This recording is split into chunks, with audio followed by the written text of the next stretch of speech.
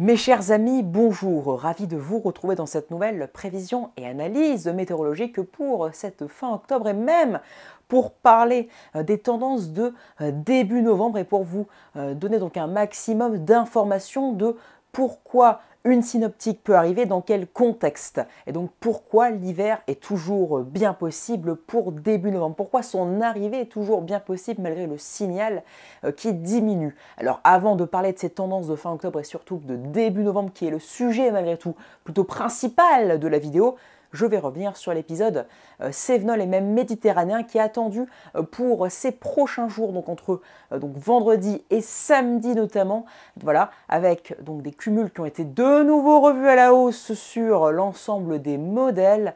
Alors oui, donc la synoptique, vous la connaissez déjà, hein, voilà, c'est celle-ci derrière moi pour ce vendredi avec le Talvec, donc qui pénètre jusque sur le pays malgré tout, voilà, sur le nord du pays, et donc qui véhicule ce conflit malgré tout avec l'air beaucoup plus doux venant donc du Maghreb. Et voilà, les cumuls des modèles sont donc revus à la hausse. Alors entre les Cévennes et la Méditerranée, la région PACA, on pourrait même parler, oui, d'un épisode méditerranéen en l'occurrence, voilà, avec des cumuls sur les Cévennes d'après Arome là, qui commence à sortir, qui pourra atteindre déjà les 200 à 300 mm, avec les quasiment 900 mm qui sont tombés localement sur les Cévennes il y a quelques semaines. Et bien là, ça va donc rajouter une couche, donc ça va ruisseler, inonder extrêmement vite. Les cours d'eau vont réagir extrêmement vite, donc une alerte rouge, oui, pour 200 à 300 mm supplémentaires, oui, une alerte rouge est donc largement plausible. En allant vers la région PACA, il est donc prévu jusqu'à 200 mm, notamment sur les Alpes-Maritimes,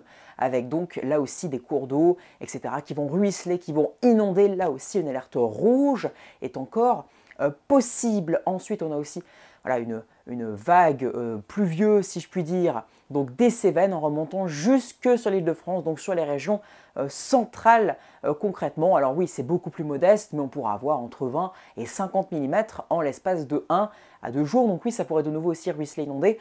Pas d'alerte rouge, j'imagine, mais malgré tout, avec les fortes pluies, inondations de ces dernières semaines, ça pourrait donc très vite déborder et être dans un état, voilà, aller vers un état beaucoup plus critique. Une alerte orange, donc je pense, sera émise dans les prochaines heures. Voilà donc pour cet épisode Cévenol, voire même méditerranéen plutôt, avec donc ces pluies, ces fortes pluies attendues pour la région PACA et surtout vers les Alpes maritimes. Le Rhône, hein, ce dont je parlais ces derniers jours, voilà, en allant vers le Rhône, des Cévennes au Rhône, cet axe pluvieux n'est plus trop publicité, si je puis dire, par les modèles, hein. Ça a changé, maintenant c'est davantage vers les régions centrales en montant jusque sur l'ouest de l'île de France, donc vers le Lyonnais par exemple. Les pluies ne seront pas fortes, hein, les cumuls ne seront pas, voilà, c'est le mot que je cherchais, les cumuls ne seront pas très élevés, et même d'après certains modèles, les cumuls seraient même très faibles, hein, parfois même pas plus de 5-10 mm.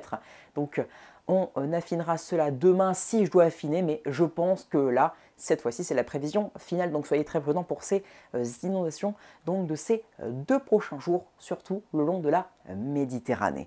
Voilà, donc on a passé 3 minutes 40 à parler de cet épisode Cévenol et méditerranéen. Maintenant, donc, on va aborder les tendances pour fin octobre et début novembre. Et je prends donc avec moi cette fois-ci notre modèle météorologique européen, CEP. Qu'est-ce que ce modèle donc voit? Alors, regardez donc en l'occurrence ce modèle CEP. On va directement aller à 168 heures. Qu'est-ce qui se passe? Enfin, 144 heures déjà. On a donc un Talvec qui commence à glisser en l'occurrence, voilà, vers Terre-Neuve. Voilà, là c'est vers Terre-Neuve et qui commence donc à glisser davantage. Un Talvec qui commence à glisser des latitudes plus au nord. Donc un Talvec qui commence donc à glisser et qui ensuite, à 168 heures, regardez, se met donc sous forme de goutte froide, en l'occurrence sur CEP. Mais qu'est-ce qui se passe? Cette goutte froide, elle commence à s'entourer, voilà, elle commence à être entourée d'anticyclones, de pressions beaucoup plus hautes, dites anticycloniques. Et ces pressions, donc plus hautes qui l'entourent, cette goutte froide, eh bien, qu'est-ce que ça fait? Ça fait que cette goutte froide, cette ex-Talveg, n'est plus reliée à l'activité dépressionnaire, à l'activité polaire, n'est plus reliée à ces masses d'air polaires, donc ne peut plus, à cause de l'anticyclone qui l'empêche, ne peut plus être rattaché, être allié, être aimanté, si je puis dire, à cet air polaire.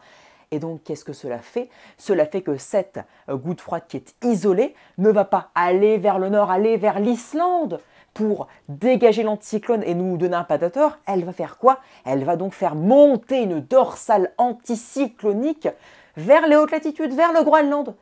Et regardez à 192 heures, qu'est-ce qui se passe? L'anticyclone commence à monter vers le Groenland de plus en plus haut à 216 heures. Il atteint même l'Islande et le sud du Groenland en l'occurrence. Et qu'est-ce qui se passe? Eh bien, ça force l'air polaire chez nous à donc venir commencer à débouler.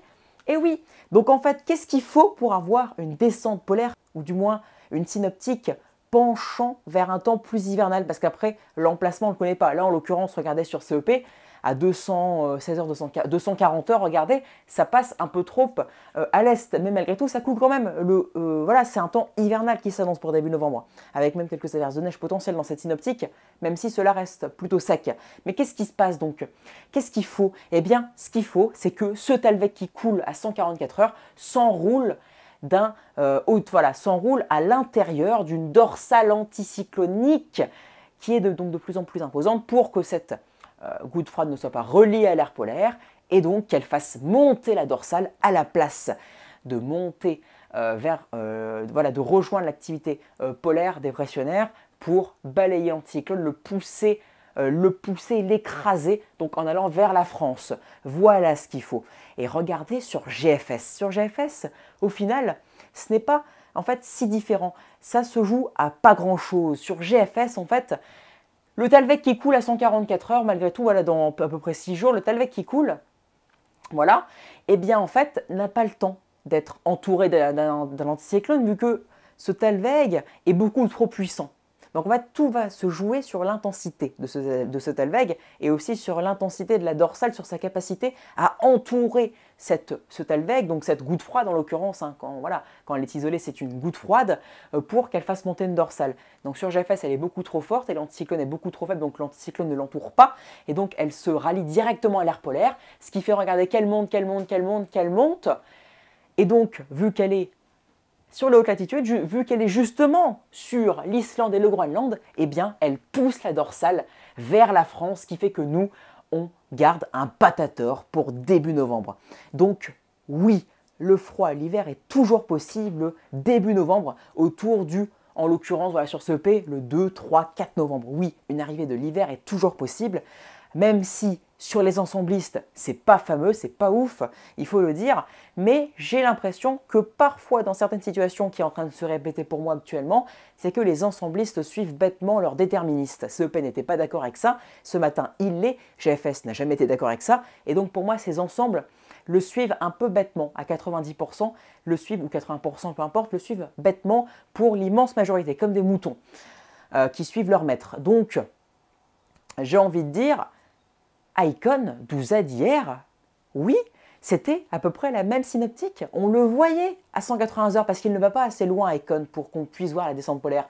Mais à 180 heures, c'était pareil que CEP ce matin. Donc en fait, CEP ce matin, c'est comme rallier à Icon du 12Z, donc d'hier soir concrètement, avec donc une goutte froide qui s'isole et qui s'entoure d'un anticyclone pour faire monter donc la dorsale à la place de la pousser et de l'écraser sur l'Europe de l'Ouest. Donc Icon 12Z, on voyait déjà les prémices. C'est pour ça que j'étais content de le voir et ça m'a poussé à écrire ce post hier en me disant que rien n'était calé début novembre et que je restais voilà, personnellement optimiste. Mais là, au-delà de mon avis personnel, oui, il y a encore des possibilités que début novembre, l'hiver arrive. Donc voilà, vous pourrez retrouver le sourire en regardant malgré tout cette vidéo, ce point, cette tendance vague est toujours évidemment peu fiable, mais rien n'est acquis. Mais par contre, alors ça c'est mon avis personnel, je reste toujours optimiste pour quelque chose, mais après, quand on sort de la vie personnelle, du ressenti personnel et qu'on va sur la prévision, et oui, les modèles commencent à re-entrevoir de nouveau des possibilités début novembre. Et ce n'est pas étonnant,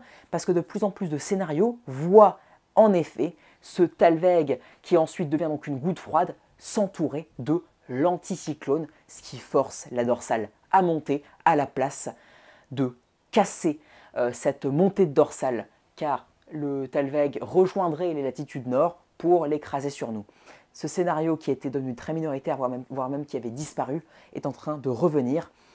Sauf que là, on a plus d'informations parce qu'à la base, on ne le remarquait pas trop, qu'en fait qu'il fallait que cette goutte froide soit entourée d'un anticyclone pour faire monter la dorsale. On ne le savait pas. Maintenant, on sait comment il pourrait y avoir une descente polaire, dans quelles conditions, dans quel contexte, et donc on sait qu'il faut cette synoptique que propose CEP pour avoir l'arrivée de l'hiver, pour avoir le plus de chances d'avoir une véritable descente polaire jusque sur nos latitudes pour début novembre. Mais ça, on en reparlera, c'est très intéressant, nous sommes le 24 octobre, et on aura l'occasion d'en reparler à partir du 27 octobre, car oui, l'échéance sur CEP, et s'il y a l'hiver qui arrive, c'est autour du 2, 3, 4 novembre, j'imagine donc, nous sommes à 11 jours d'échéance du 3 à 4 novembre en moyenne, et donc d'ici le 27 octobre, on sera plus qu'à 6, 7, 8 jours, donc à peu près une semaine, et là on pourra commencer à parler de choses sérieuses, et là je pense que les modèles commenceront à se mettre en accord, et j'espère pour le bon scénario, mais sachez que, mes chers amis, oui, ça peut flop, mais à ce jour, rien n'est perdu, et encore moins ce matin, car il y a une recrudescence nouvelle des runs, et on sait comment, c'est ça qui est bien, c'est qu'on sait comment ça peut échouer, et on sait comment ça peut être une réussite. Oui, avec ce Telvec qui se transforme en goutte froide. On espère qu'il sera le plus faible possible et qu'il y aura le moins d'attractivité possible avec la masse d'air polaire pour faire monter cette dorsale et que l'air froid, l'hiver, déboule sur la France. À suivre. J'espère que cette vidéo vous aura plu. N'hésitez pas à liker, partager, vous abonner. Merci à tous. Bonne journée.